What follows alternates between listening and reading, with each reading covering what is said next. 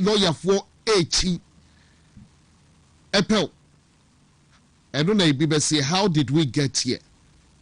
Under this Mahama administration, the under and no demonstration and a course. The NDC for a who numbers no. Omo elba say, Omo baye we di ankosihwe na ankosihwe. Ankosihwe abontina mo baby e. Say ya di akaya se. Ya present petition na ya jantoa. Ihu se otia kasa afidie bi so. Je se otumu se wasu ama na nia ye ko. Eno sorry pepa dani ni su ye wo so. Eno kotina kasa afidie no so na otumu se je se super hine no. Nana ya jantoa dai no nka no okrom ha. Na anopai ba stay. Hey, mo baya day. Obey day, Ghana for Akasa. Na ya jantua. Why must you do that? Ya na ga ibi kasa ya no mu refi say. Every bi ibi esi ya di nyina eti obam ha. Eno mu ekasa said ye enra afenyo marking.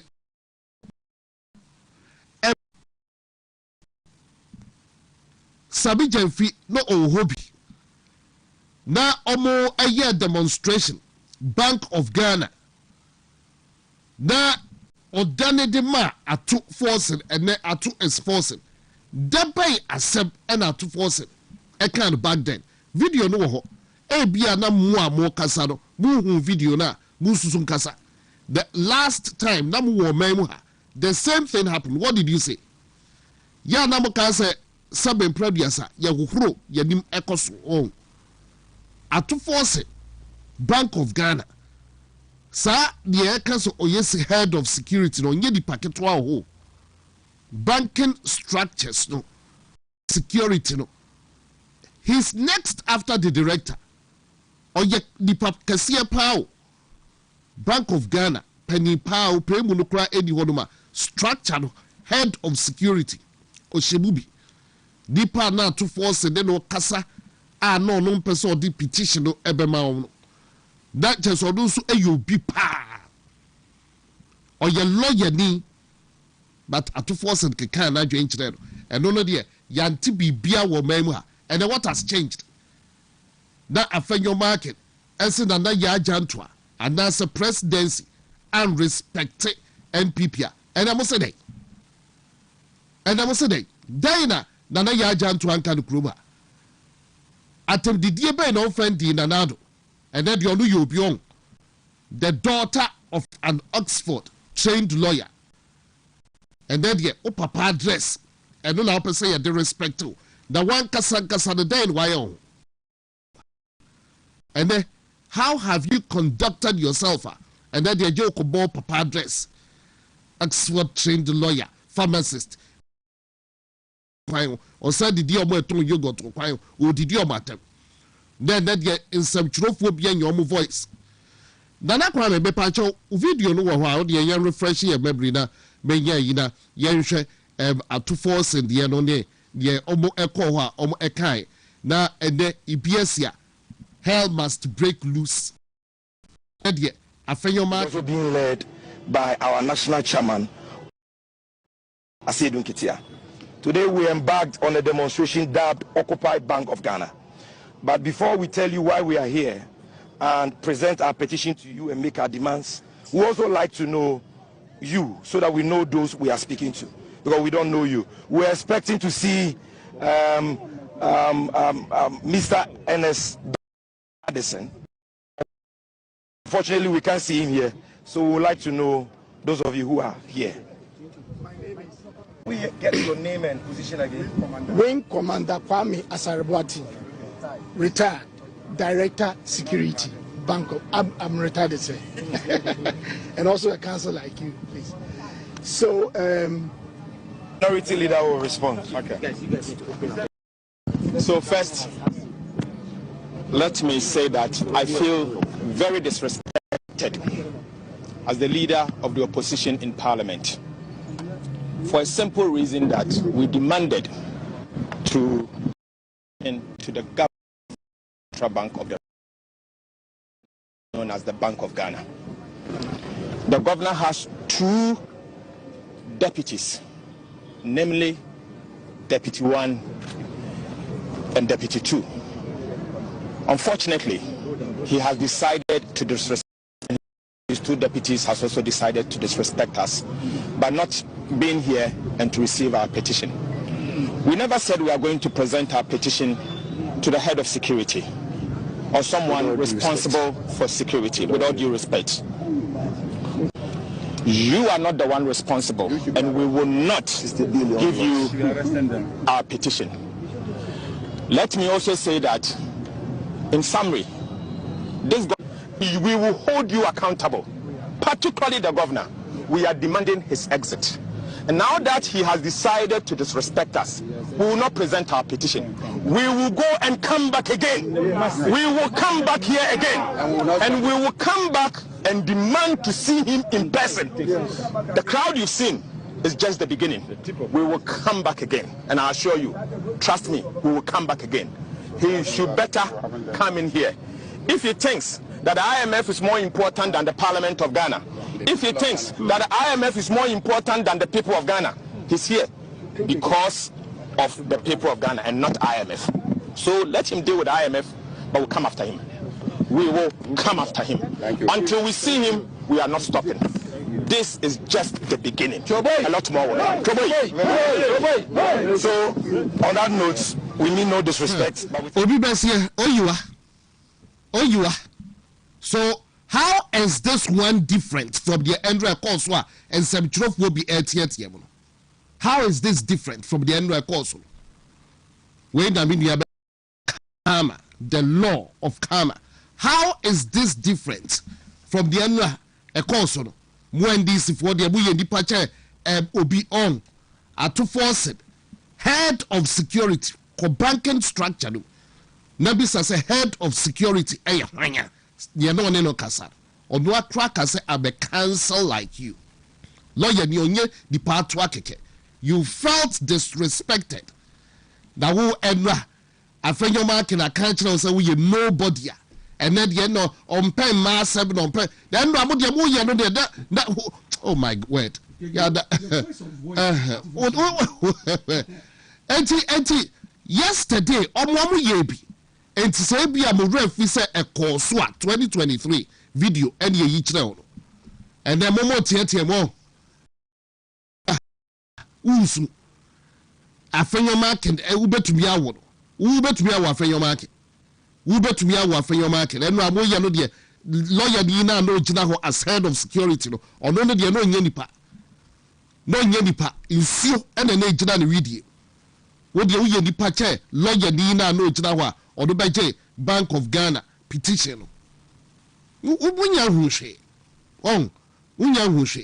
nobody. Usu. Or don't know the no you our own. Yabetua Jubadi and so on. Na when same be say, Udia Sha. Internet never forgets. Mokra the NDC for 1 man Jumana ye food. Yabwach them. Mokasa too much. Mokasa too much. And then no anybody mo. Kasa don't dos do NDC. Kasa don't dos too much. It's mama juma na yefo. Videos wo everything is available. Nana ya jantwa. Nobody. Usu. and yeah, compare a year Bank of Ghana head of security now also panic. Now don't see somebody. Why? End of the case. Yeah, try to my DNA so and President John Dramani Mahama. Why reshuffle? President Mahama maintained him for reshuffle. The first time reshuffle now on sheda nim yesa. Na this time around why reshuffle and wa reassign ibino newsa e wo honso edono na reshuffle no ebia nana kwa bebe to be the Felix Kwaku for so release na to so Minister of Defense for over a year. Okay, Nkansah barely a year ni. Dr. Omane Buama, may his soul rest in perfect peace. Omu efi mu ya August 6, 2025. Ghana for ebisa na the Minister of Defense Yemfano Emma at the omunye replacement. Where in November, President Mahama Bekachre say deep rule year. Minister of Defense, the Environment, you know, or you be Ebesho ya Kenya Bepem and a president Edu Biasho. Don't wanna cry ni him say Brojaja Mfi. Oduna no ye deputy. Don't wanna him say Brojaja Mfi no de no Ebeba Besho. Edu Bebe ni him say Zaneto. And then he did no beba a year defense. Na and then omudi afa Brojaja Mfi kon Atna minister for close to 2 years any na ibi corner say omo enya the substantive minister actually say the can yet Zaneto so edi but and then ankobanisa edi no ene wo ho no eno nti ene changes are abano no a year honorable Kenneth Gilbert Ejay na owo a year works and housing but a briefly about between 2015 to 2017 Kenneth Gilbert Ejay no those year Deputy Defense Minister. And President Mahama, the comfortable zone, yes, Defense Ministry there. Ya de ma obia ya dono pa. Enti na just say ebia odo eye Kenneth Gilbert Ejay. Eche yemia broja Jemfi. Enti ene Kenneth Gilbert Ejay. And enra would President Mahama and some will say Dr. Omane Buamadi loyalty dear jai. Na just want to papa dana kuma so into honorable Kenneth Gilbert Ejay and where you free works and housing and in a bar a year defense ministry CC and Minister of a year environment science and technology Misha Sifrio Dr. Zaneto Ajman Rollins MP is it Clote Coleus Cole Clote or no any yadina ababeshe a year environment science and technology any Sanso and Minister of Chieftaincy and Religious Affairs, Mahama Ayariga, currently no majority leader. Na nkomo ekoso wachire ye hu se bia NDC fo no ebeyi edefra kunyaso as majority leader sedeba adio entisi say Mahama Ayariga eno no echo local government chieftaincy and religious affairs enti nkomo okoso parliament wu say bi obefru as majority leader but who say DB trend James Agalgabine but it's not been confirmed enti yenso yaso ewo ho de besi bia de nkomo ni nyina ebebro Ahmed Ibrahim is a works housing and water resources honorable Ahmed Ibrahim also MP. International say changes are aba and on reshuffle and some have been reassigned into kakra ewo ho na enkomo ewo ho papa enti menkwa no so na yankukoko other matters no enyina eso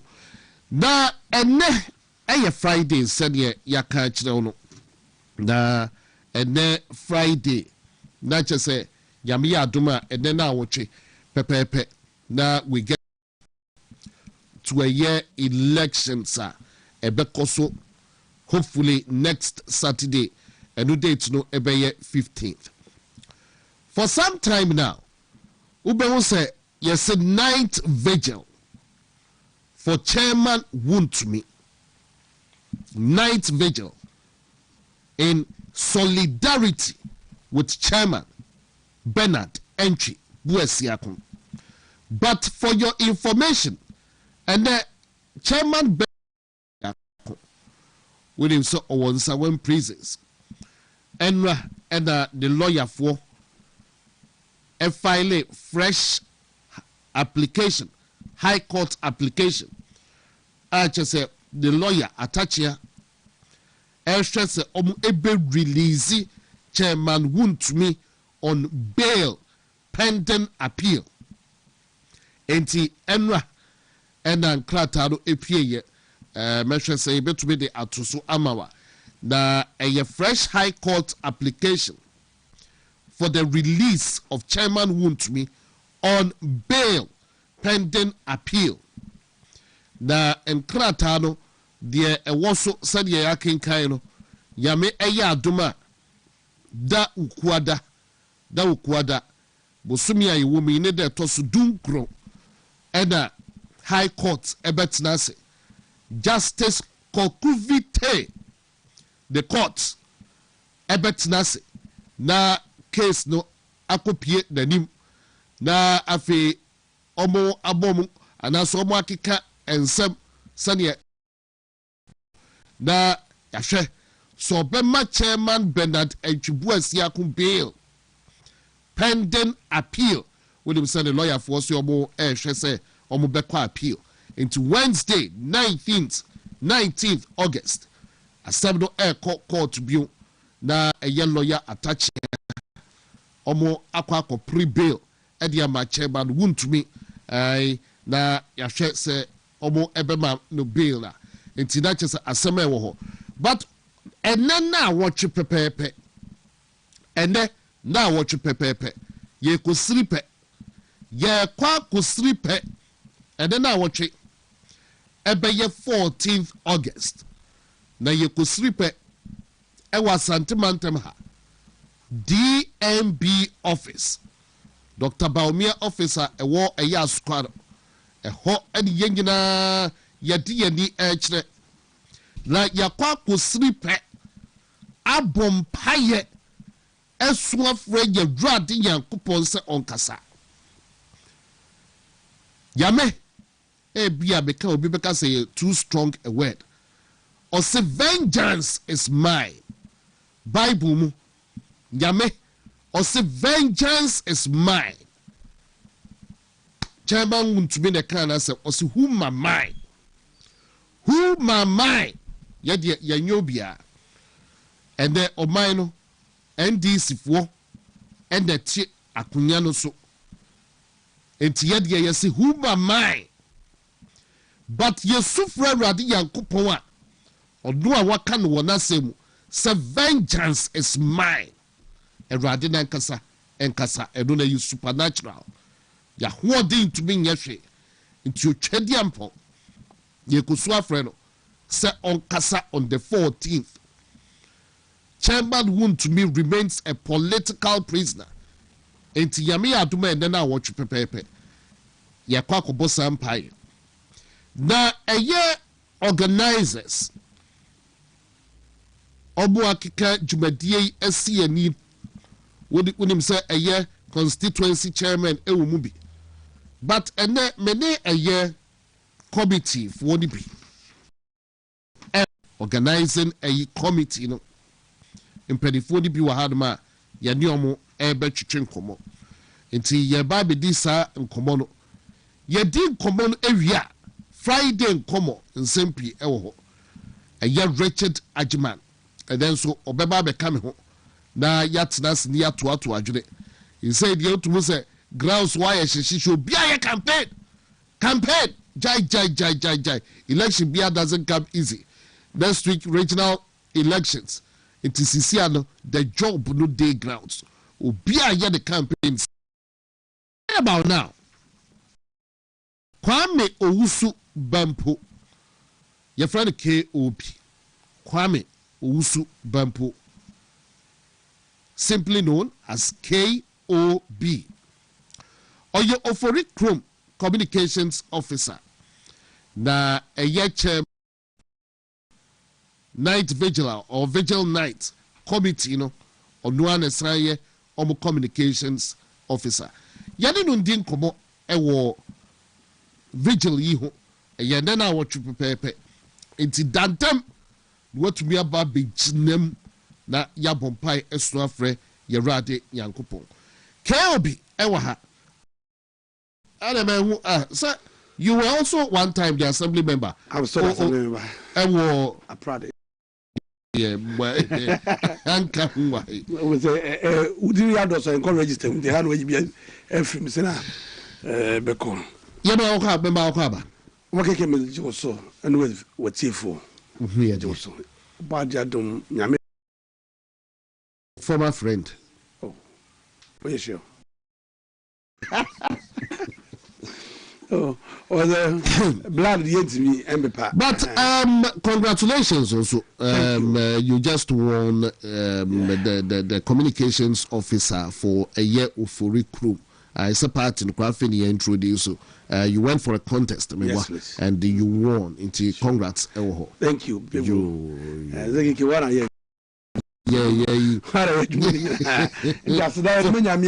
Need to be so amount and no free room a MPP delegates. In fact, I'm a child, a better massive. We be a bumpire, maybe. That's it. And that's not a business. And we know when I'm from dear Yame Esra and not a bomb, my immorting, and uncle. But say ye be a home to man. Both stakeholders of the country, more sector by sector. Both say, don't wanna, behind. I know.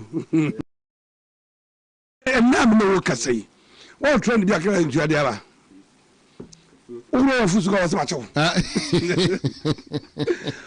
Many women are business macho. Come on, work as I want to here. Be a macho much.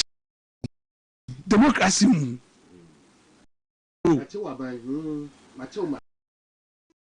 Though those is near ye new P, but me said George Lawrence no yes anima or ye BDM, but any under democracy, 92 by no. Yeah, we say anima way. 92 by the Fourth Republic. You can judge Ghana, Okufoma, Pekufo Ghana, Atamas Ghana, and Akufo Ghana. So now men some no na say na you've come to different world. Go nyama ye better say you say you shan come ba nyama ekosu say na sasa and no demonstration of gazama sa e ho a but nyama ye kenkan history a de ntokwaba nipa ni nipa ntam no ana say society e beju omemu no sa na marketing ti we ya o okay because abortion yam biasa asema na okay eye adwanto obaro na adwanto so is CPP ni CPP but she say honorable chairman Sabos Besia she has transmogrified to be a member of the NDC na say the petition come government also a senior presidential staffer and no a senior presidential and this after your mark Nkansah channel officer o tell you that so I said I not change Judas. So you say no yes nam. And I would dear drink on why you know my. It's very CPP for Ama. No be senior the staffer. Among the current government. I the petition kwa there was obeji. You criminal. And I okay say me they say because of technology. And you know and now some American is being recorded. Actually, be Tiensama Ekade, the former minority leader, West used to describe the head of security of Bank of Ghana. Was the same West now? You can't say minority leader can't handle it. But I think when you're Ghana for sure.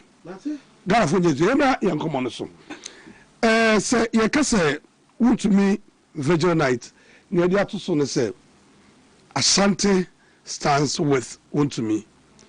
Then the slogan will be Light of Unity. Light of Unity. So, because Ashanti stands with WONTUMI, what do we mean by that? In this, yeah, Vigil Night, and I say, to pay solidarity to a man for what Dimu, what Brebi, now Kwaku be more, who feels how you or someone no. Issue.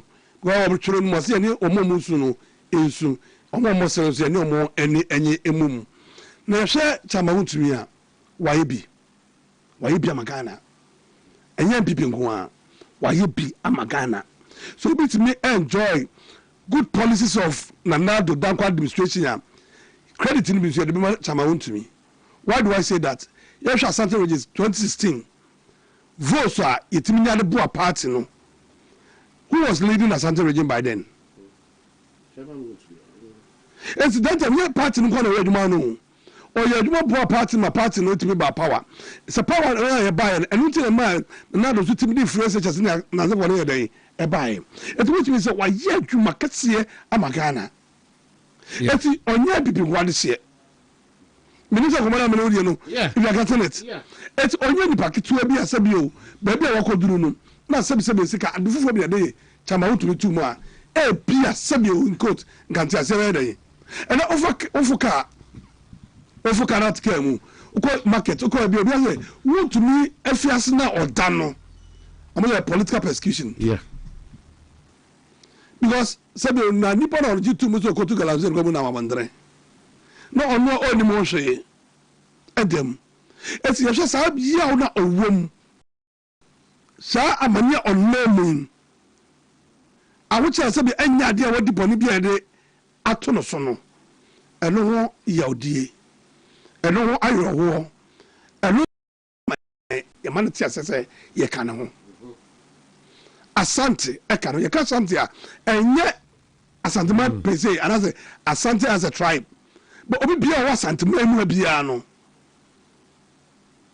ani yesore gina ya ka chama say ye ka no ho na ka say ye si a ye bom pae e dia boa no ese nya me be hunu mo bo na se be apia ye koi no and sebe na no bi ka se mi o se ne bodua anka na nhie to no anka konfo so ensem so video na tell you nyina is about say ye asantemai ana asante antemu ano ye nyina ba rehia edafie dai ewe ne na otwe some nya na nipa na sase eba ye hwe nipa no less than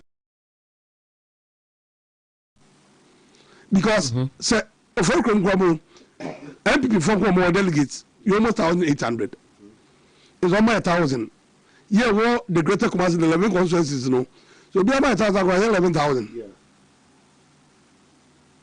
and that memfo say be obi ka say ye ba man say ka mo floating voters but so mo akoma pabi am MPP no omunya be kama ebetime nya more than 1,500 no and provisions have been made for them ya ko bompaye ya so candle you provide candle so no amobia obebebia ye t-shirt and some mo security be ho police will be there yeah aside that no so no ye babia ye kwakusia no ye bambo sem no etwemu a in the people be sia so a o se hwe say omo because refreshment you need to refresh them say su anas na for no you make provision for obi obeba but yes say yamra because me jiri obabi ni ma na ade ni nam political prisoner na ade ni nam keke ayawo na ade first no because then tire ti obi akotum do at least your mother reason and manipa no but me feel say reason no me ma ye no don for nkomo mo de no to man for nkomo no yeah I just wait there like a political prisoner execution for them and yebone because say something e kwa appeal no say so Tanzania the board no ka oji to mu say yeah and you actually so aka obi no go betima ka bibia but ye hwa Tanzania the board no so no oni mo hwe wa go to galamse on to be krada on concession na lawyer the argument no make say na onjano o to mi so no mo betimi atu it can be a cabin go to galamse ana it's a stress and mine wa Santa region he bia e po be ati enka bia na say utumi MPP e da wakoma so a e defieda ya cha mi no sia na ya hyase e ya askwa interchange no so South filling station na was on DMB office yes mpae nyamagana utumi so adofo MPP aha asantman ene MPP yefuma ha ne twa yefuma say yetimi transmission ka say candidate no ye mfa no nko ye ka something history a Kwaku na se bi ya santo no di akire no o man tia na o e pe for kwa ye di akire okay seti ya fe leader yenti entrance enkosi da ben etu wanya de podi amawda na because so me nya free SHS ko ya me the credit no man na do wi a me de bi ma asante me de ma asante so a me de ma wontumi because ona na odi okun nanim so when you okun nanim ti ma power can mean that those good policies no aya ja na one na se for nke betima ye dey ya ye na se for na ka for modwuma ye mo mala wanse no can't me ye asante ready vote etwa more than 12 agency and that tells you oh yeah Jumaden very passionate about and this girl no say you know ma and I reject him simple subsebe ko boni bi no and ko say jenu na we say bi say o so political prisoner it's enya mo no kwa we ana bi crowd you so kotu who ono ne na hafa de ho adi but you mu say bible ka sem bi o se ba ko sori o ka pem egu mienu sori a ye ka pem du egu eti esere ahobrasiem ni die kwa so asante edafie da nwumre no ye hia ho na menim say ye tiemu afro so nyankopon na o so be kasa because ka to as be be no na mo na no mebisa bia meye meje se wo ba nya be bia wono beka no o so betie ndi esere mo over 10,000 we say if we be the people do be share it count the cost it will be one more be about bia on family station on family because yenya official number ye de etudua siankwadia ye sabeka ye bompa say kenyambe ya adom na aba afrikasi so de wiase manyina obi a wa ma no nyina no omoso ehunu bi. In some of these things it comes to the cost. And yes, sir. Kitwa biensa. Bibia beti se so na be bayu. No. As at now need my budget of various people. It was there na do boano. Si mi ayi dwumade we ahye chama wontumi se bi o. Ba bia wo no ote a na kuma kom beto no yem kakra. Obenya awe kekere no kasi nyame hira so a san hira no so no ebebem keke di ne esere nyina say enti share time because of said the next day elections no ya pesa e be no all night by 12 the na yetimi apom okay e do ni me na apom a se bi mo mo confide there one dey be make provision square am for so akono fie ba o ba ne de me wani na wa ebra but yes constituency chairman and organizers for no obia mo bo an grofo no anu kakra me for krom chama mankwadi anim ye ne MP no trust ye no you expect to see have the packroba 1000 and the different for krom eba it's a score for so mo no kan be de kam de mo grofo ni nyina aba so bi eba ishaye so ba bantama eba so ameba kwada so ba ejo so ba out of 47 yenye comment mama say e mu 20 constituency and even say e be the 100 be the 200,000 eba if it's only 10,000 you know ye benya abro enti KOB na wote de ne no ye ne na wotwe pepepe Chairman Bernard Entwibuasiako the Ashanti Regional Chairman of the NPP. Yame Aduma next week Saturday. Yakwakoye regional elections. Na chairman, not just a chairman WONTUMI as the Ashanti Regional Chairman. What him saw the ni a year national. And he say, what the chairman WONTUMI? Yame Aduma and then now what you prepare send your KOB can na ye share a year DMB office was said ye can on the piano Sadia Tafro DMB office Askwa filling station no honoma eho ena yeshia batra se na memma ya agima na kwaba agima memma kwaba na oge me joso na hoye rade adum ne abusia fo mpa bo me hoye ye da ya bia se ena na ho pepepe DMB office night vigil in solidarity with chairman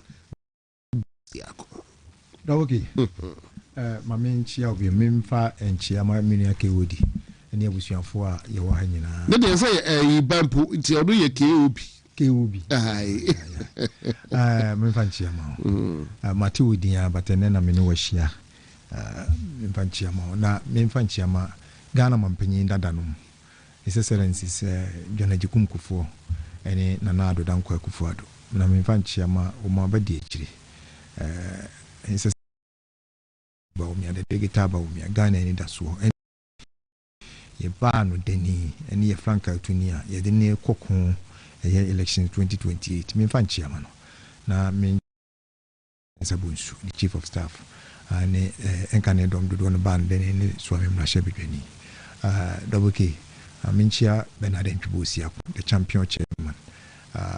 Me say as part of dedication, may the amanono the chairmanship race here we mean support to be. I will not support anybody because I'm support to chairman WONTUMI. I still believe, say, in my heart, he would have been the best ever. Nkansah. If he is not there, not until one no back for me say, be a woman. I'm whoever becomes the chairman, we shall work with him. Kanchia, Emma, no, baby, will be a ministry when you may bambo, and when you may say, the air could be a Yameno, we shall drag Mishak and Yabednaguno, say Yameno, or man whom by infinite time for him. In him say, in Pababy, then so Yame, the Yamiashe, and a Bebahono, in tea.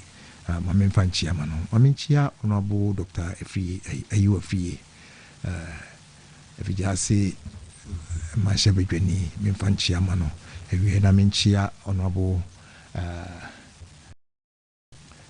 Atumanga be a general member of parliament, Minia Frankie Bois, Minfanchia Mawum, Mary. Double K, Machia, we na Midemanover 2 million KUB. Wadane DCCA so na makamba busuafo a wo wa nyina ati se empanyisi e de yonko a ne ede wo se wanhwe na wo ye wadwene se eye wontumi ene wo manya no ebeba wonse ebewie do so fisene wontumi da fiase enti so bi be ye MPP adwuma enye wontumi ne be ana mewa wonse wo mu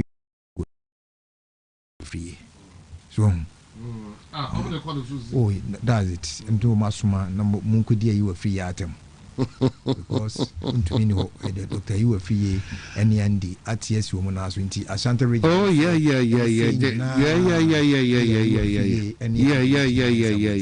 yeah. But who say, you know, the stupid Kakulani say, a choir, Patasi. Passing Gardens, Kwana, young when Kyeremanteng was with the idea 28 years, no amigo. Stupefied version of it. Go to Techimai, and yet a you side road, and yet a Mantemo coin. Go ahead Techimai, Kintampo, a Techimai, Kintampo to Tamale, a quino. No cohere said your mamma or does your mampena. Go and see. Potu would car boom say, growl, tiny minute me pay at once. Min can and then now experience from me, and you can say, ask anybody, we can't boom at once, or time you need me pie. Oh, ain't and so no, umbeba, not umobe, umo yen in the what you say a chama won't mean umo yeno, ain't he, and yeshi, one umushas yeno, not umode, the japadia wo. Then soon, ya, a da.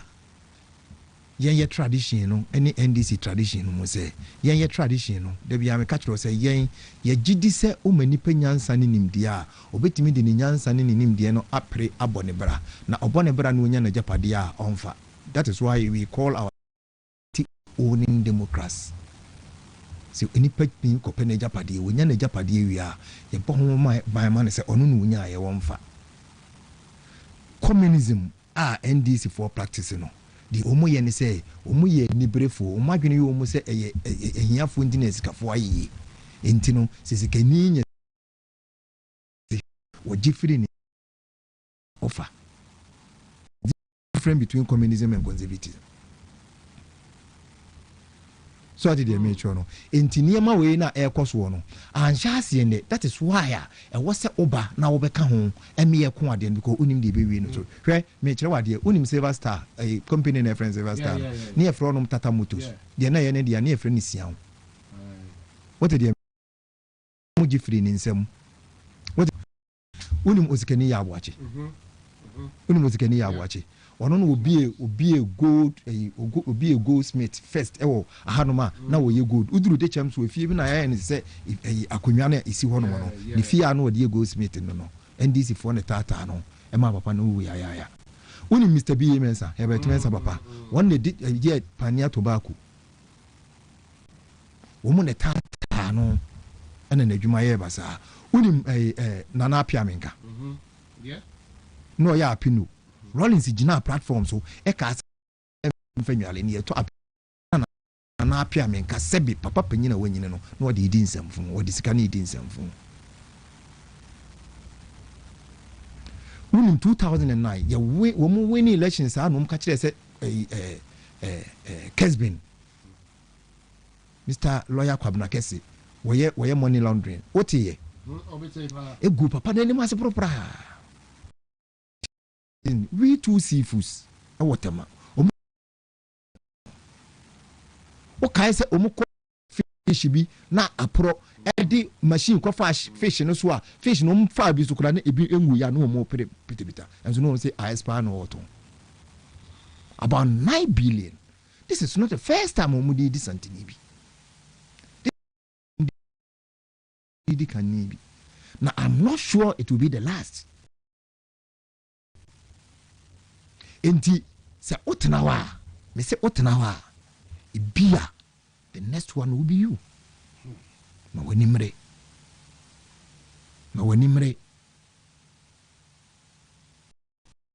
yama ya ni bene ibia na de toso no eye wo keke if Las Vegas in Madura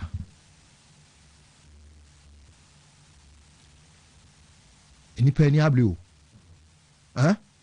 depending abre the ekoso no we are serious. Oh yes, so you fa ba ko na ya na hudin ya na unu na o ma create water hunu bi o ma create water hunu bi and I don't know why our judiciary is becoming that mushroom because you see obia cannot be proven guilty until proven guilty by the court of law. And I'm what the person is innocent until proven guilty by the court of law. We investigate you be. When now say we are investigating on an alleged what. No, if you was easy when was na betuja and I'm seizing account when 2,000 of them and I'm here saying why don't you do what the own yes a statement you know. Even obia offer public office kulano mo koko shame mra say oye declaration of asset kulano we have no rights here betiano until the court wa makwansi na set na we declare no say wo ko no wiaye enumpo a yen ye wa adwene say onyaye obi wiaye mo protect mo assets but what ko fandipa fan wa no de no twetwe pictures e wo baby no say omu dia create wo time bi e wo mobroni bi adwene so say ene ye say wo wiaye no de ayi say de be ya ombenya kwan bia no mo de ayaw de ompese omu yaw sa de na e koso no eye semwa it no mo de di Yesu obi a wo ye sa de ne bia no he is not far from Satan. Idea what Bible but make sure that maybe will be and I quite so quiet yeah on Friday said your kind of campaign office you be bomb pie be so free nyame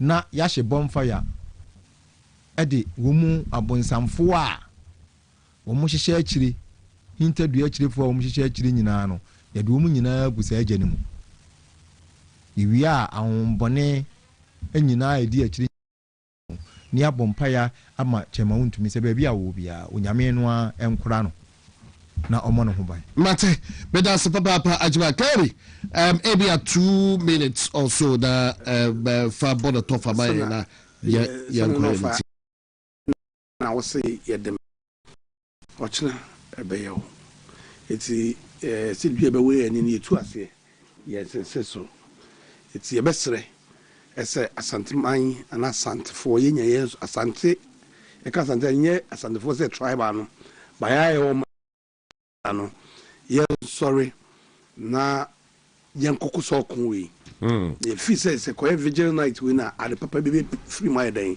aba all right na kwa maybe a share t-shirts no design vigil I think the year of here we go t-shirts no light of unity and NPP stands with a year we bet you will be Asante stands with WONTUMI okay where the first year December but the okay so the way that was said by see the only thing that will change in here NPP no and the no Asante so the Asante stands with WONTUMI to be all right. And the t-shirts we start that one rock with the na kama na ya di chinamu see ya isu yes ya di be call constituency no ebi omo meba no ba do na e be che organ so do na to bi obeba obi bi no na kende ono so no me bomba is daro bebe be hu enye normal candle ebi with the filling station the it mean ko so ye normal candle ebi where it's more or less like a torchlight, but a candle. That's how it's been designed. I be so it's why baby a mark candle no near mount t-shirt no. But sana me kan and nam chama WONTUMI no dono. If it's any pombe ban doso. It's also from the bia between ya boy bia no ye bia pono.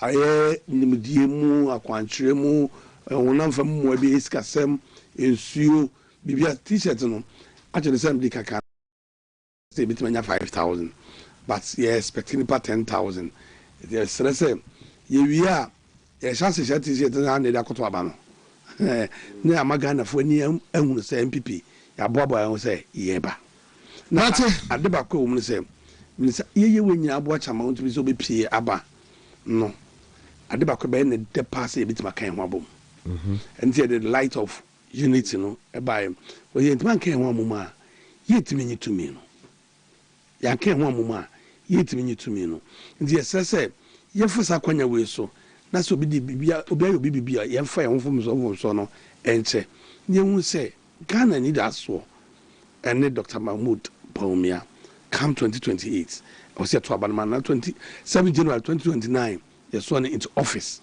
the Saturday will be to ene omuka se bi abato ye da ye to aba no gwa na reading kunimu ne man kakra we ya kunim ndi be se so the MPP ni mapa now the party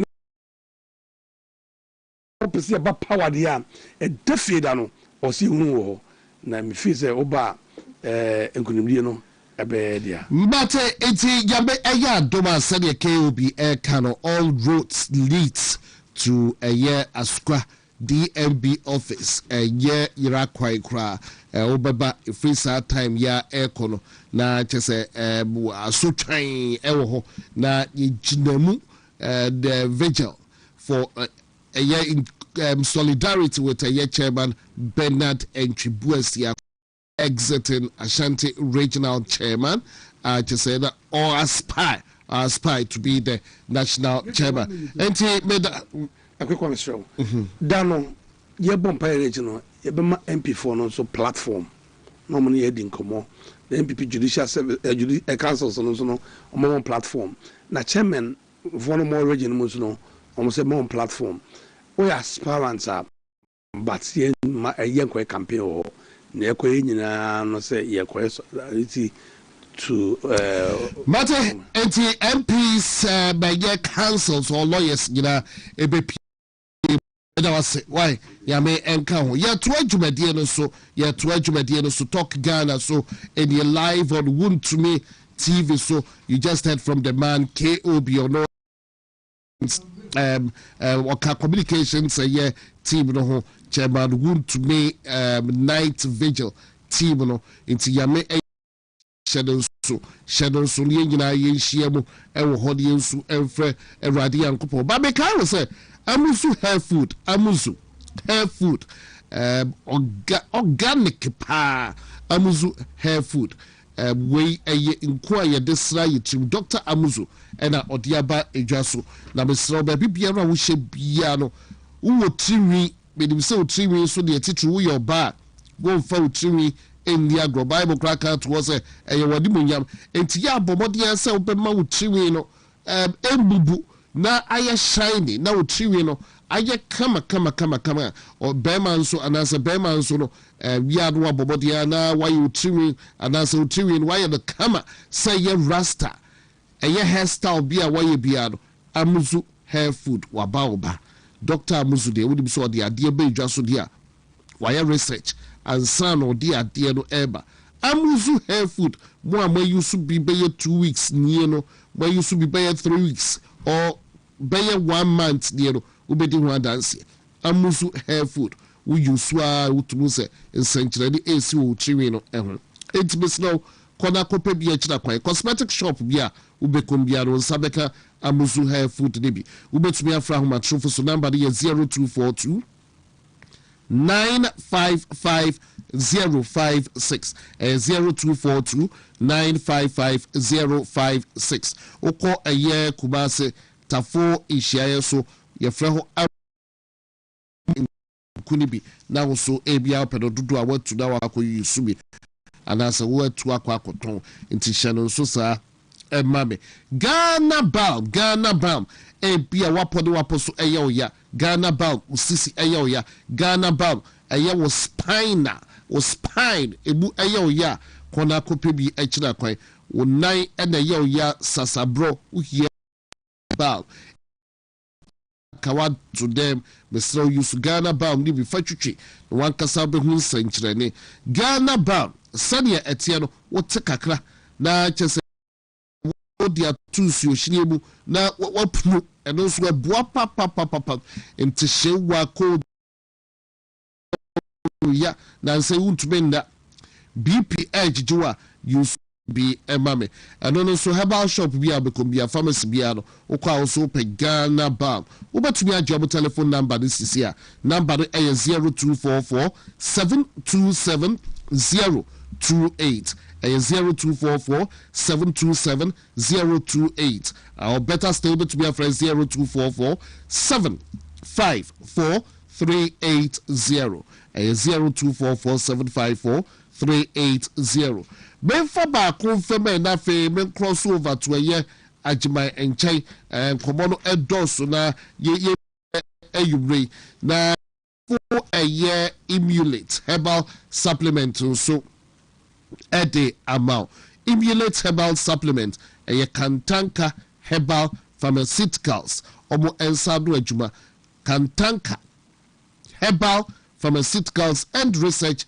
center omo ensado adwuma eno na emulate herbal supplement for detoxification eyi efibia ewo widie no efibia a block niema ewo widie no ama eye nipadua no entumi anya adwuma yie no wonum emulate herbal wankasa bɛyɛ kama bibia bɛyɛ fine ewo nipadua no enti we de kansa no adwuma no wa wota security features no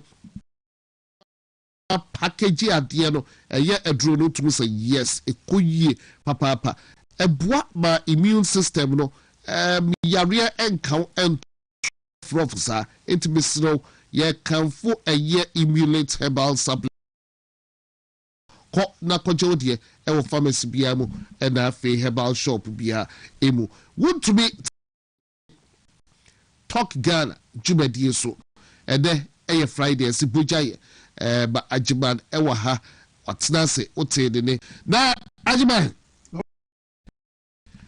na watwi mu but near mekoso what site reshuffle kakra omampani ayeno ebia na okay we are Ashanti stands with WONTUMI night vigil okay omampani just briefly on a year reshuffle with a year defense minister say we a year defense minister in the president AJ Zaneto environment, science and technology.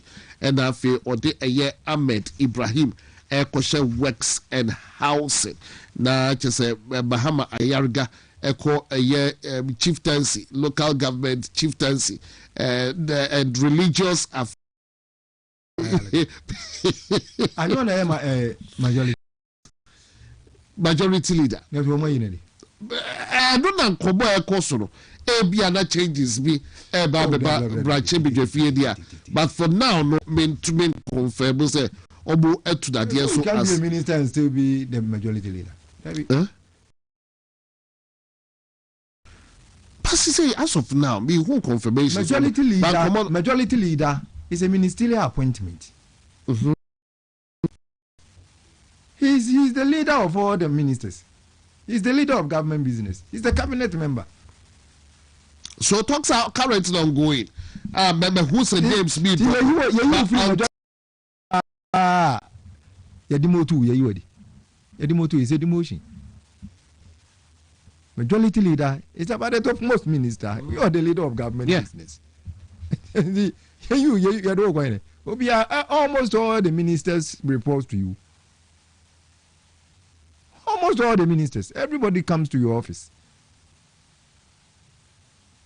On daily basis for their budget, for their whatever. Oh, but therefore we waited 1 year for this defense minister, environment, science and technology. Previously, Nehona Mutala briefly on that. Na yanko demonstration. This is what they want to call environment, science and technology. Dr. Zaneto. He didn't want to give it to her. On persuade the man. Environment, science and technology. Okay. Medical doctor. Are you medical doctor? These are some of the ministries. Some say a policy to implement a policy of the level of shallow mindedness. The rate at which ministers peruse document, comes with the knowledge they have about it. What did they do? So the speed of work counts. Is comfortable with what he is doing. What did they mention? We will be our medical administration. Why we a medical doctor? So what did they mention? What happens is as in BCB and he was in the system. In the document you all the man a tony nema onyan kan mpo nim de wo mu dada and our kan onimunia ma wo hwehwe in the decision making contem. What did they make you know? Would obi a ye environmental class the health minister the kwabnabinta akando or no eshehodo do na edim se but waba e ko 2 years there on mad Zaneto ministerial appointment bia afeni ete ya defense and they say crowd brojaja mfi as a deputy so no ya fam ya the Gilbert na akwati wow it's in the bosom of the president and why ministries like Ministry of Interior you can appoint any ceremonial head to the Ministry of Interior. What did they mention? Like Ministry any ceremonial head to the Ministry of Defense. After all, the work. And the minister is just the ceremonial head of the ministry. What did they mention? But baby, it is a Ministry of Health. Baby, it is a Ministry of Technology. What did they mention? A ministry, ye more credence as much as it be a finance ministry. So did they mention? But the point is, a economic-driven ministry. You hear decision in 10 terms, so they are driving the economy. And You don't find just take anybody to that way. We will slow down the work of the ministry. The document koto nenimua. After just what kind nina kusi. Ansana ebikura ni chief director be money briefing. Ansana wo hunu the 5 days. So I did I'm taking 4 or 5 days. President said Bajamaika no Jamazane to Kradom Komba Bibi. Now say Justice Atuguba. What is what TTM Nazaneto? Justice Atuguba. The girl would have been fine defense minister. What did they make on? Because what Nani Papa is Jenny. What an only to him helicopter in Yanaka. Into one way Nipa defense ministry one, and I said defense system. No, she's been part of it. All this one, ni papa a military head for several years. Tama, yawu ni na papa a head of military. Mate, we wouldn't know kohono mo. Na reshuffle we wasn't it a man for this if we master stroke na master. What was master stroke? I wonder why they will celebrate even this yesterday. And this if we mumpa. The friend say, what is it no Mutala Muhammad in the fee ashe. Yeah. 3 nights or 3 days ago, yes. And another initiation was the Nora and the day President fine or right to say Nora also replacing. When you say Papa, we say a room fan whom be as and now you don't for almost 1 year to replace him.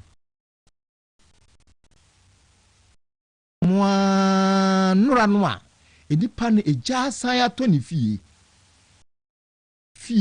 ashi no, instead of commiserating with him no, rather than was our replacing Nora say microphone go bose. All right, WONTUMI TV so they will come and accuse MPP of insensitivity. Mate eye ekroya ya candidate helicopter is Sikaban Brofiedu. Almost for Baba Yob 419. They would rather come and criticize and accuse the MPP of insensitivity. Saturday they say ye demonstration enra. Sikaban Brofiedu. Ebi I do what I'm on. Omono enso ado dem say sie dun ketia ebo be hye obobo so obo be ya kwan mom na enra omo accuse NPP of insensitivity. Regional minister no way, regional minister on and cry odo the backyard baby a ade no esi ya no obo so obo e kondoncheze community mining na nkofo ye free mu ya the regional minister hunde obeko akwa hia mu mpo na oni omo adi nkomo okoje fans ewo enkrai ewo djubadie na se e na ochiechi ada osresre dachi se omo adadao one George ado odo kanwa odo na do all lifting cofo omo so omo de do beto security service obo adwuma perfectly oso omo de no call medicals na wanja na esi odum obi amba hodum krade no embedi nkomo ebio na mo wi aba be kase empo NPP. Meanwhile, President Mahama Yaka 34 no efrimo odiasa lies the insensitivity accusing NPP. Ajman 2 minutes na fe ko eye demuno de no proper. Okay. Senka ni papa mu ampa, enka de pa na nka mo beti no wo mo ene senka sankrofo no kwa nka mo yema wo. What would the celebration of that is idea and everyone can want because naturally a man for you mukoye niema bia and niema nemfata and namsa niema no so ene moja bia kan and anu nipa wuye makwa akotena honom makwa white anka demetro no mutala ene omane bo amanu mu anso awu musimu di wo mu afin hia Abusi before say mo ba be boss say ebe kan Nkansah mo say won na nipa 21 asenye wo nkran kwa so chese mo de musu wuo no na mo de bosiko musu wuo na mo de bosiko mu wi a maka kire MP before say we are insensitive So did they make no na sabi me no and same way no there yeah I don't want to discuss it because I say wo matie se kwan so say all that they can do ni say by on kasi bia emfaso so wo de ensimhunu ana ebetina na yes ade a I like the insensitivity wo si wo nipa wu politics ya ye Ghana hey moye no wo mu ne yen enti yen ye de no mabechi na kotum if you are sensitive enka wo machi yen nua nkotum na me kan chemse me no emebo ese ewo so we know how sensitive it is just akwa to prison no hu say me wo ye NDC ni na so wu kura me mfa ho because me hu nyame a family agro amani enu a nti wuti kumasia na wote ya ne amosikadi na wanya bibi kakra atafrinti wote wo keka nsem a enka wo dan ntira enka wo dan tam na wo kasa no na ya wura wo bi fi president friends incompetent indeed ya kochene de na you expect that woman to be sensitive to you because obi ewu udi na finjiara. Are they the only persons who have died over the years? Last year no kulampra a free general ebe pem samwe even this year a free general ebe pem samwe no enipa 8 no munkwani nipa wo mawu anazo wo munkwani ewu mum. Are they the 7 Ghana uni munipa wo mu nkra kwa so no uni public sector workers anu mum uni mo ko meeting anu mo ba ebinum ba benya wo mu nkwanhia ndu wo mo de wo mu anwu abla ye wo mo sum Ghana na enti se ubi bibi na se eye me anya wo ya you don't go on media now won ko celebrate the sentencing of WONTUMI and come to me say me mra emie ni awreho because we nipa ewu. I don't care. I must be frank with you. I don't care, not for a minute. I don't have a heart for that. Se WONTUMI ko to afiase wo kwan we so na se ye wo de dia bema wan kasa kula na wo ka no wo de opa wa nya accident ne wu china se man sha talifufu asere. All right, so Edward demonstration. Edward demonstration, the petition, the want to register our intent, and I say, you triple and Sama Edna, my agent so a demonstration, and Ghana for Akasa. Ghana for Akasa Enra. Your take. Nabuki, Eda wasi. Nura media sidabema the organizers of the demonstration. Henry Nanabo, the national organizer of the party. I've always said, say, when it comes to organization, we are there. We are one in el so there.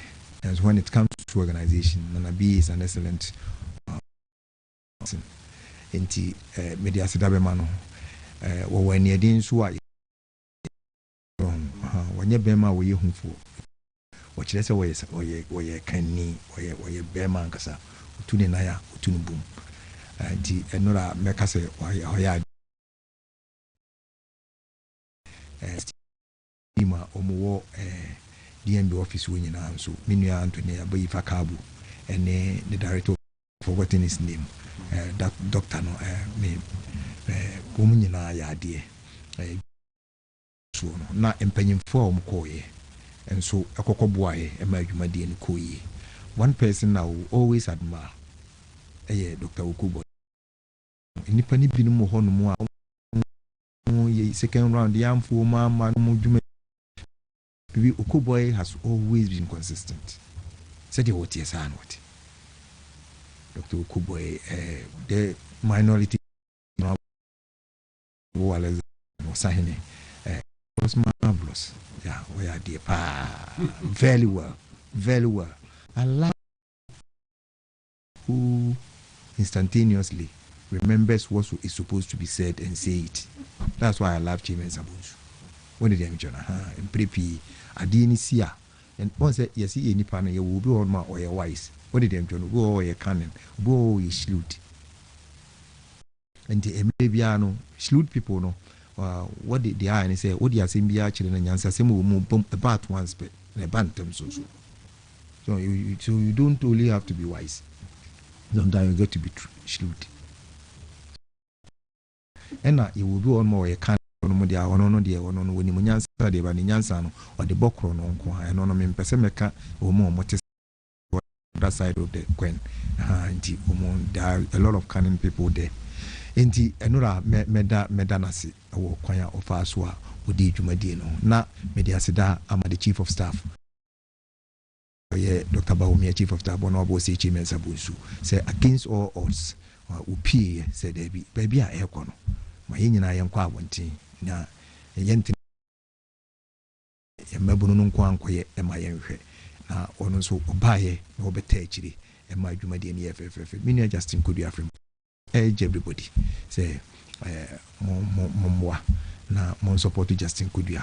He's a young man ye tokono so na yeso ni mu ya ebeboa ye ama yenyade ewo Asante memu so na yenyade panso ewo MPP mu abrenyi na mu enti media seda be mu nyina obia wo ye dwumade ni bibia. I will say thank you to everybody and no Greater Accra region Rastaman that me pedaku binanka me penny energy no na umunyina nura Greater Accra region mu free region foforo so ko ye no nyina nso no ye da wo mase nura de omukoko ye keke asemo anaye ka mo mampanyen dwondro amayani mahama atie eye ba akopɛ wodi de njo na asem no ya ka so what did they mention no but imuno kura ne say sabi empanyin say woni mampam tia what did they mention unya aba ekutada because mampam na abo na so asi nti ukasa wonte aji say de bia fa aba de pono nti yan sisi ye ne mampam tie the demonstration de yenya ida and this is not the first time pressing our displeasure through numbers ama ndisi for atiatum. What did they mention in 2012 2013 2014 the same thing ye ba mu yada e wa Accra na almost and ye be ye den e wa Ashanti region ye wi and woman said there is danger ahead. So demonstration ye beto akoso aye amumo hunu si ye ni abre enura na omutirimu ye omu de say what did you do because womu ba ye no womu disika akoshe communication mu oma pagya sika twitwiri dia enkura nya sika mpomfa nto aduane ni wo school no oma pagya sika twitwiri die e de akwa akoma Felix Kwaku ofusu say onfa nkeka nsema MPP fo nya ehi enti instead say ombebu o man no aye niema papa bi amba Ghana who say between MPP and NDC for never omubu o man o matini o say ombetimi akama MPP fo ho aye ehi na obi hu kula no wakata nani enti there is no point doing anything womo ehun hia womo so mbeye project bia de ewo ho enu de womo ya akromfo yenka dwom so muti sei ena womo yesa eno ena womo de koya achichira ena achichira no eduru ba bia emra edewo what did they mention no but Freddy Bastiat in the car was say emra ebo ankra ho ban no what did they mention mu sheb na se entimi amo ankra no ho ban e wo community ni din mu a na sa amra no sebe eye nkwase amra eye mra mfaso woni so because on amra ebo no ho ban dada eni nyina ankra yakoka ye ho abomu se ye pese ye hyemra na ye de bo ye nyina ye ho ban as community dey na sa amra ntimi be solitia ankra no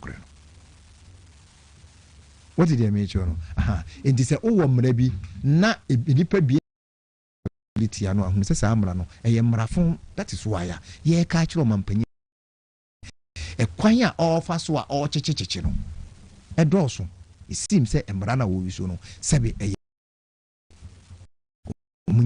that is all we were saying.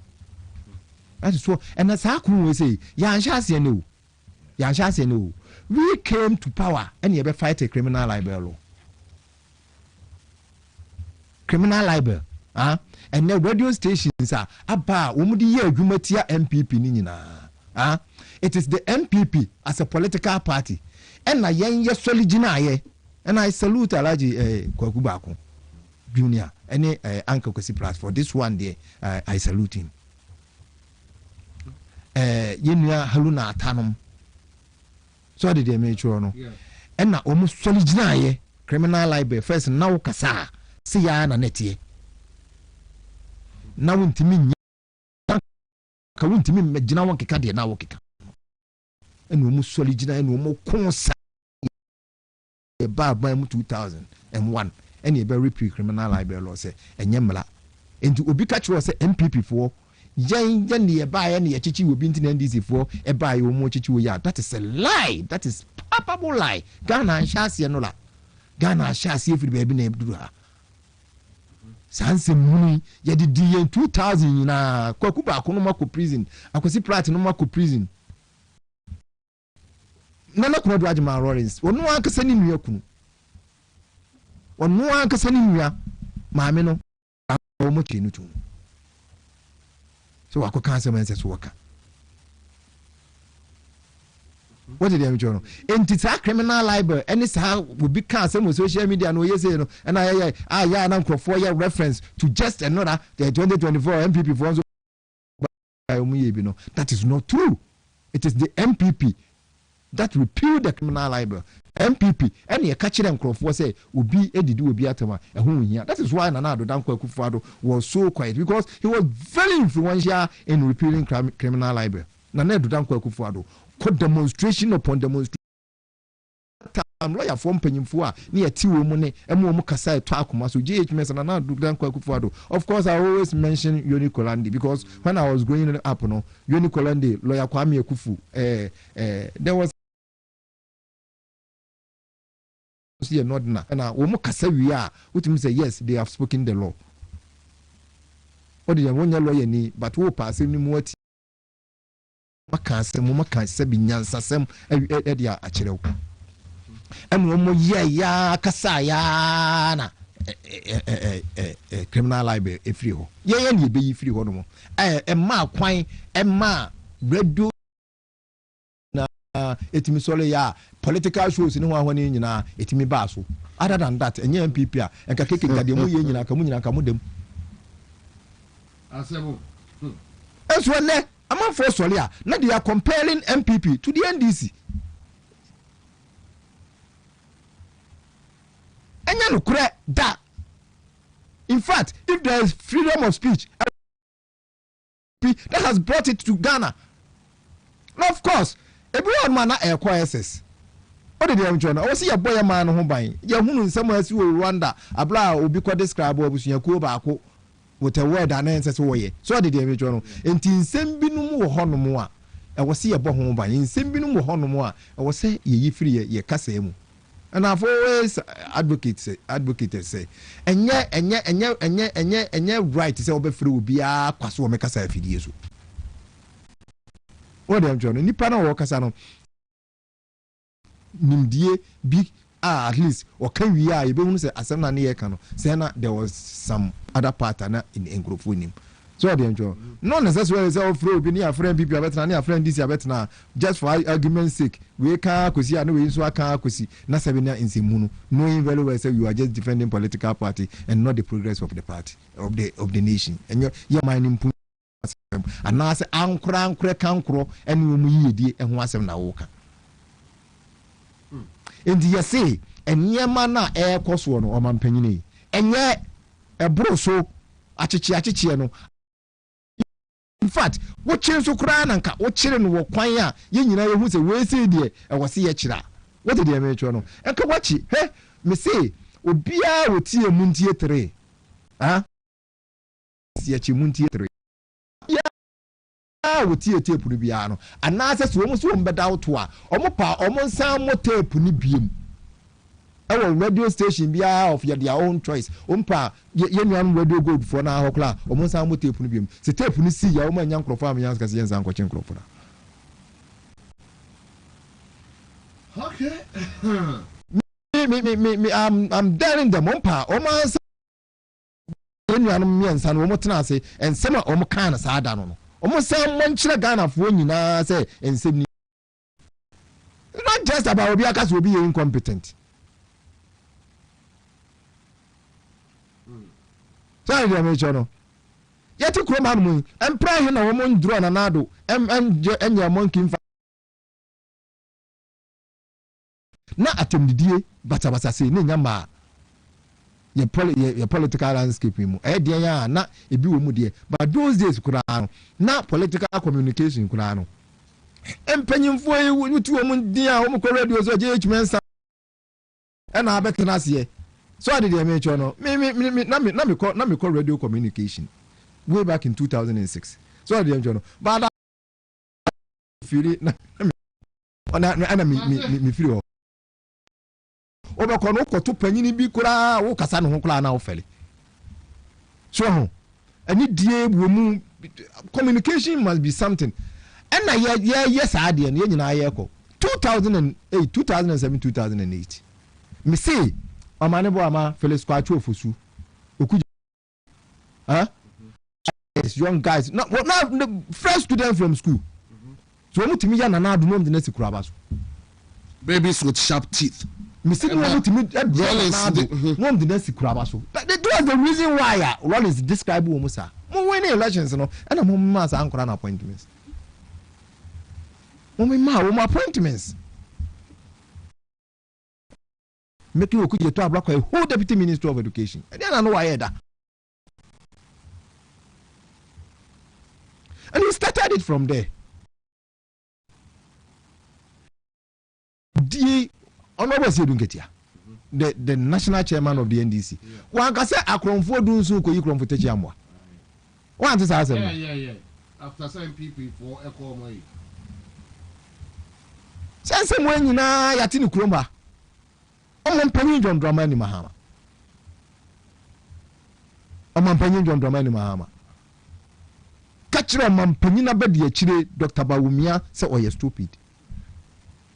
We heard it here. And na sans and abedu enti ye de ye kanyina ne say de ye kanyina ne say achechi in the name of free speech no adolso enya na ne ye sha ase Alhaji Ali Mahama and started campaign on indiscipline not let nobody claim ownership of indiscipline say one never check campaign ase it is there already when they were insulting no na indiscipline campaign no okuruma. Nobody resurrected it. What did they make sure no? Campaign no ebekoso. You do unto others for what you want others to do unto you. If you insult me, you expect me to insult you.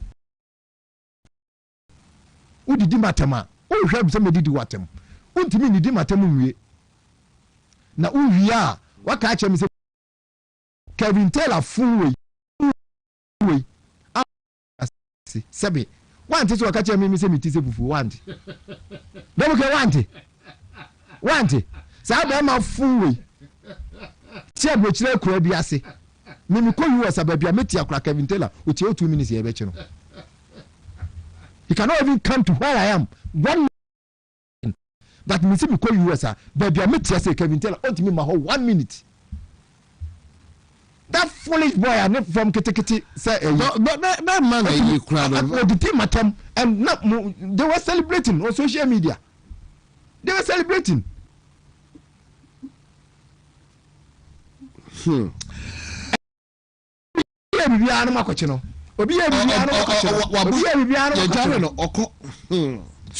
Ade but it's Ghana message you know was simple. Greater Accra, Kasa, the Ashanti region will have to respond as well. I was seeing Suya Kasa, near Kasa Kasi. Yaya Dono, I was seeing a sign it's getting worse. You had here, and you Kasa Wanka, Ashia Yabu, Yanabua, almost Yana, we can't sleep. And now you're called Fiano Dumia. What can I wash? I am about. Almost say a bibia. Ajime, but I say on that, that was a demonstration. No, na yenimsa Kyeremanteng has said so boboba together with other regions, and I say yenimsa be other regions as well. Na and then Friday barely a week na ye Kwaku tuaba be a few moments no mema ajiman abem how we getting ourselves prepared for next week a year elections no, but news trickling in and I say because what to take a year $1 million bribe be a who answers na say na baby toja US court more etna assemble so no what kind and some it's so damning na bakule the airbus so former president Mahama etiswo between 2014 and 2015 a year former tour MDI your friend Asante Kwaku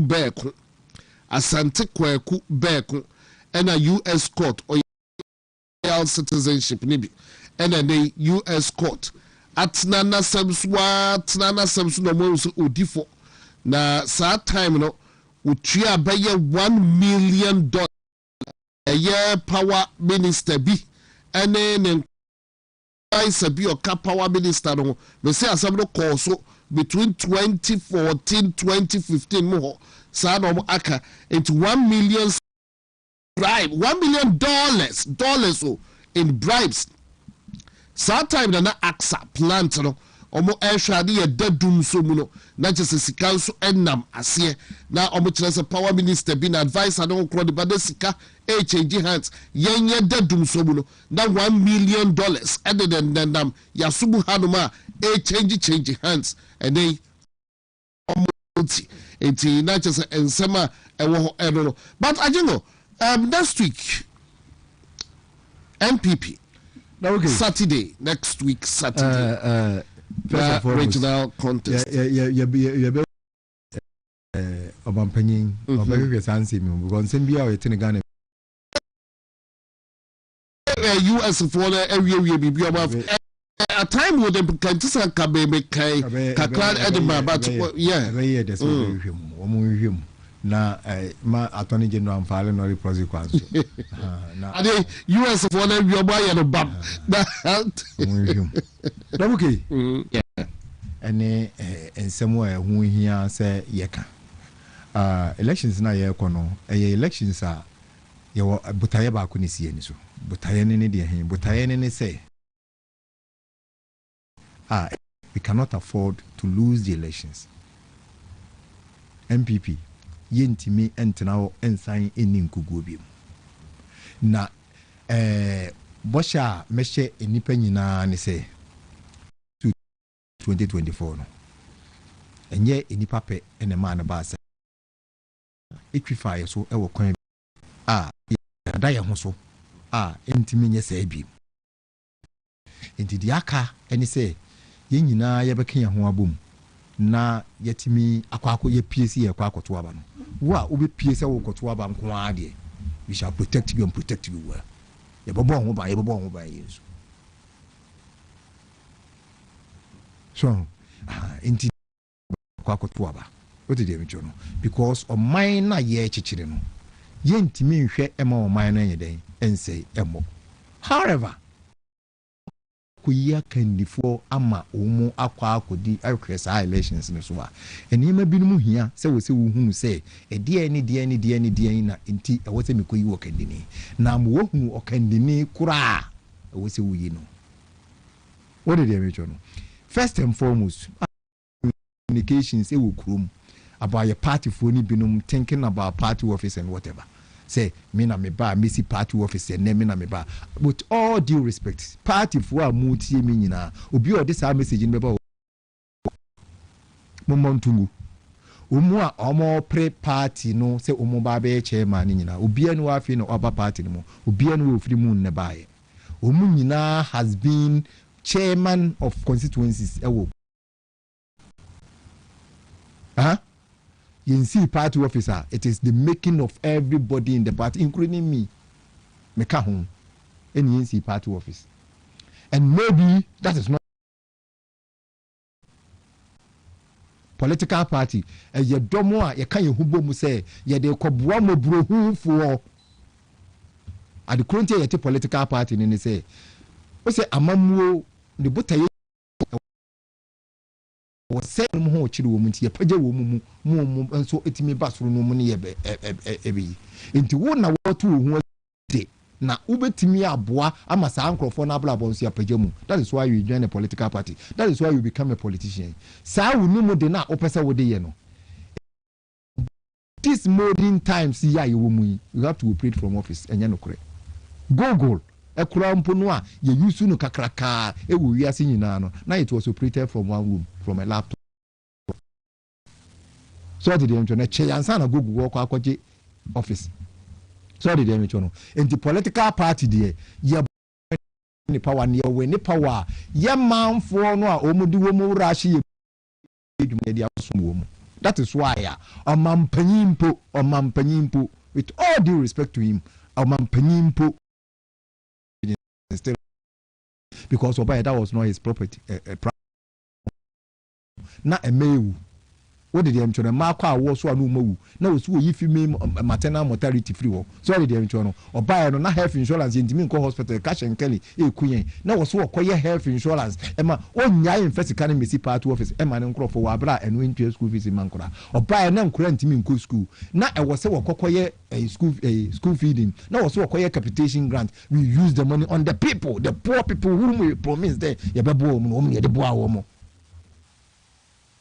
ye ba mu bi mu no sika ni ye de ko free SHS mu no apene be offices ana meboa but we decided say we will support Nkolana Muomako school instead of say the BC party office. We won't do that yenye MPP ni F kwine no ya dwene ye say ye property owning democrats. Let us give yem fanim die man krofo na wo mo fom no amobrohunfo no yem mo nimdie yem mo nyansa ni suahunu so mo nyasa nyansa ni suahunu no a wo mo ankasa betimi abo mo bra.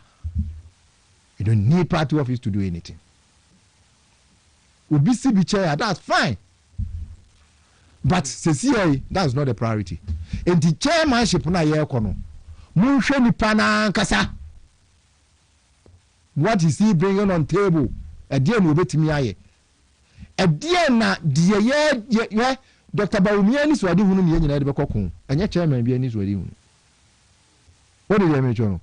Enti a dear na dear ye de ne kokon no na ni swadi hunu no. What will be his final contribution to it and how will he do that? Na dear o de beka ho ne dear no obey de no why is a dear. Our track record will Edumada. Trace their track record. Again, communication, elections. Which ye nipa dubia emu nwotwe anase mkono beka chiro say MPP for mo hunu mo asem ka. Mo hunu mo asem ka. Entisi ye kokon na ye kono. Enipa bebrebe aye akọ yasem ni ehunu ka the person that ye nam na bedi yanim say must be a good communicator. That person must be a very good communicator. He must be somebody otimi associate no ho with the grassroots. Obia ye koyi no when you obia o pay for popularity. I was saying you obia ni deal resonating with the individual. Otini dia muso unim se untumi babia obia is a chairman is one of the most difficult in bottom dia mo unim se chairman when you can feel in bottom vanche but no home freedom chairman sits here and everybody comes obia to untumi dia what MPP. What did you make no? That is the type of nipa ayepe because obia ni hono mo a owa ahoden the financial muscle to give enkrofo nyina sika ansa no mobile be. Every time you want people to come, nobody has that. In this case can any be sir.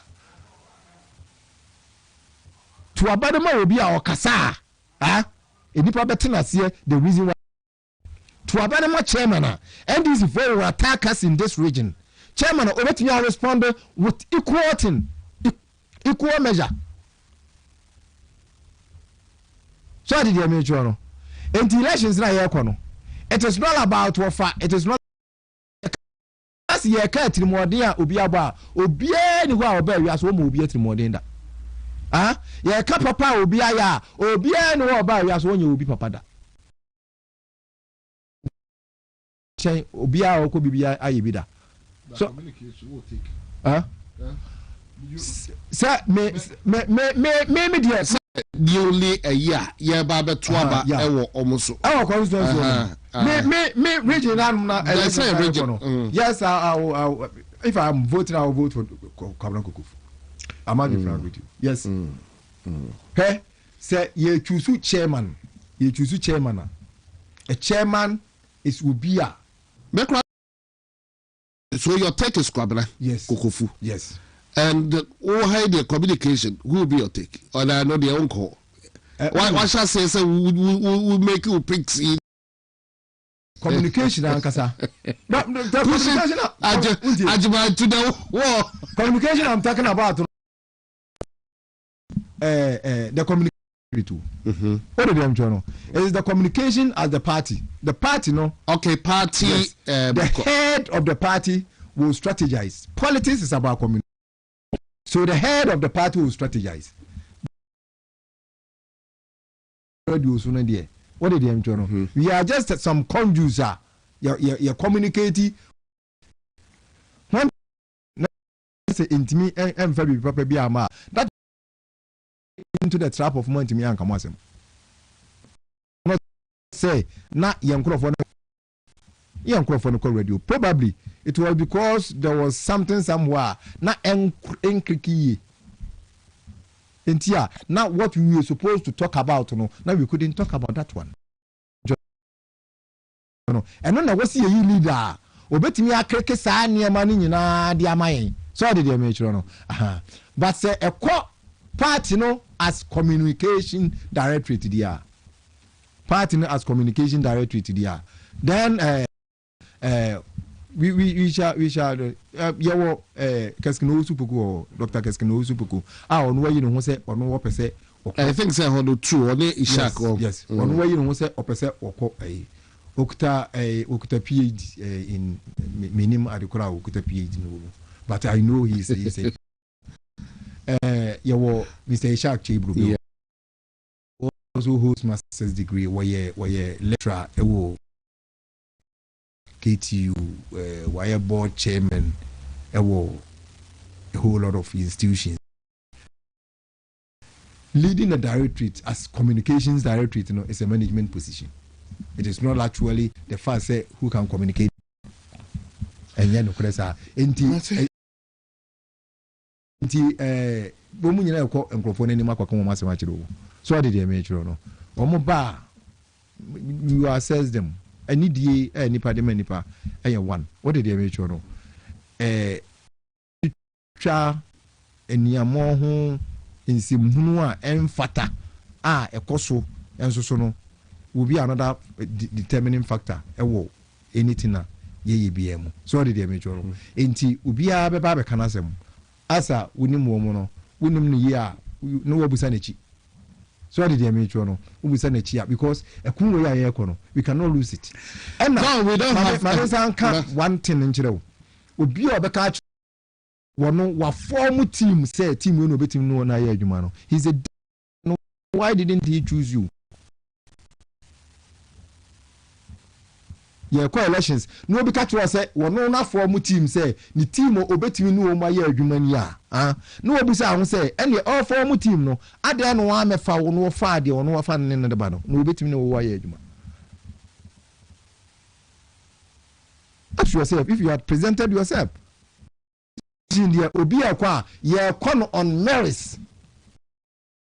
Oh baby ye ban on merits. Say wa ye adwuma na adwuma wo ye ene ye de o metene krom ha meka nkyere nipa nyina for about 2 consecutive times say adwuma na edema no bi na amwo anye nti ne wanye na say nipa kro na ba say dey for adwuma na mame when you know very well say any election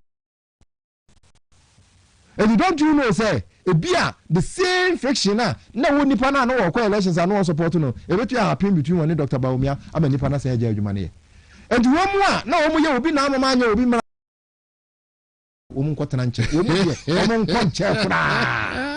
nkonche kura I'm sorry brodo Swana so ye Kwaku fado nsia kase e bono aka na wotwe ba akopɛ entina wo sajiman kasa e de brinso no na wotwe ba akopɛ you vote and vote wisely post the edisa wo de wo ehye me no de wodim dada bia bia be differ with aye ajiman or no Kwaku apia enti e hono the differences no that's your choice enti obi ye kokofu no so be your de no Kwaku apia na me de me maka enti ado no wa ya kwase enti afri bu boko me so be se François omuaye ya Jamaica ode wada eno ya mama nye François omuaye na wa ma François tena ba bi boko de Samuel Ukuo se Paul Yando ena ode de beba ho de be nhwe ho akwasi nti obi create division. I don't think so we need that right now and ebia bibi ko so no de obi a ene obesa to be the ababa ye current penny oba enti yentwu so wa eno ne penanya me wa e kasa bebrebe da bi the ebia next week me choice no na mo koto na mo yi obo dia fine and also the na delegates na akasa na delegates and akasa enkofo obi wo hodoma member kwa akoto ba no kokrobo ti na eyemo dia ye gina ye per region no eyie na bibia koso kama na enwa ye waye bibi ma election day wo be dey ama me bubodi ni bi no me pese ya mekumu the last time Kwaku was here election just a month for per bus akwakoto aba wo baby na organizer bi gina baby na media menye na manfo bakosa because of such the divisions organizer organizer that also that just a manfo bakosa se media na near try. That's the problem I have with Fifi or Bantama. Oh, and maybe what my young creating, we don't want to go there again. Yeah, the American pepper over to you next week near to Ababidi.